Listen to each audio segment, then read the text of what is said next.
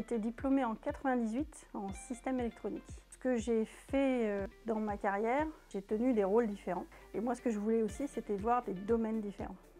Donc j'ai commencé par les télécoms, le nucléaire, l'aéronautique, l'aérospatiale, beaucoup aussi dans l'automobile, un peu du bâtiment aussi, du médical. Et là, je travaille depuis plusieurs années pour le monde de la défense.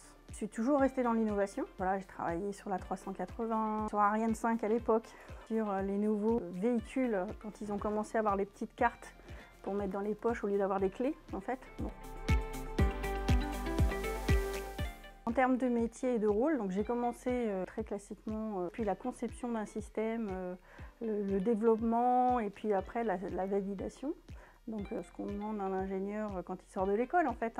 Et puis très vite, de par mon caractère, j'ai encadré des collaborateurs. Quand ils arrivent sur un projet, qu'ils puissent très rapidement monter en compétence sur ce qui leur manquait, de façon à être plus efficient plus rapidement. Et puis par mon contact, très vite, j'ai aussi développé du chiffre d'affaires. Donc je me suis retrouvée un pied dans le commerce et un pied évidemment dans la technique.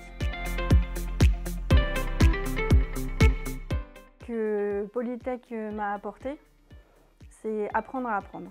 Et quand on a compris ça, on sait qu'on ne sait pas tout. Donc ça aussi, ça apporte un peu d'humilité dans la relation aux autres aussi. Mais surtout qu'on est capable d'apprendre et apprendre très vite. Je m'aperçois qu'en fait, on a une excellente formation d'ingénieur, suffisamment ouverte, parce qu'on avait déjà à l'époque l'économie, la gestion de projet, évidemment l'anglais, etc. Il faut se remettre quand même plus de 20 ans en arrière. Aujourd'hui, ça paraît basique, mais à l'époque, déjà, c'était très ouvert. On nous ouvrait vraiment au monde dans sa globalité.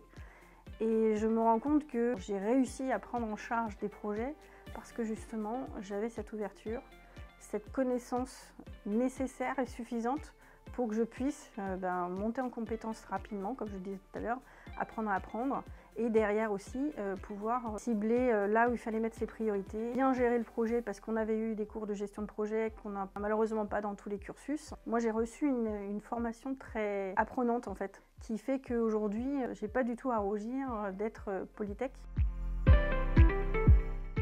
Depuis de nombreuses années, je suis très proche, voire très proche, pour avoir été membre actif de l'ADIPS. Et pour moi, en fait, c'est assez essentiel parce que je suis quelqu'un qui aime développer son réseau, parce qu'il y a des parcours très riches qu'on n'imagine même pas. Puis, dans certains moments de la vie aussi, on a besoin d'un petit coup de main. Moi, j'ai beaucoup changé d'endroit, de métier, etc.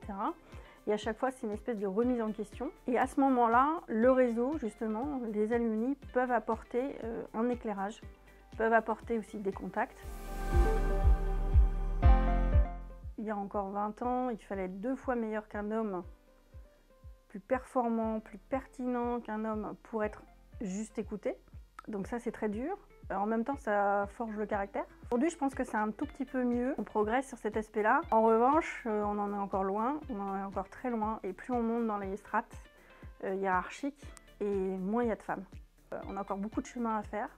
En revanche, si on a l'ambition, si on a l'énergie pour le faire, évidemment qu'il faut y aller. Évidemment que nous apportons, nous les femmes, beaucoup dans les réflexions, les choix technologiques ou les idées novatrices. C'est cette mixité de compétences, cette mixité homme-femme qui est importante justement pour que cette émulsion soit la plus productive possible. Donc on en est encore loin, soyons fortes, on a toute notre place.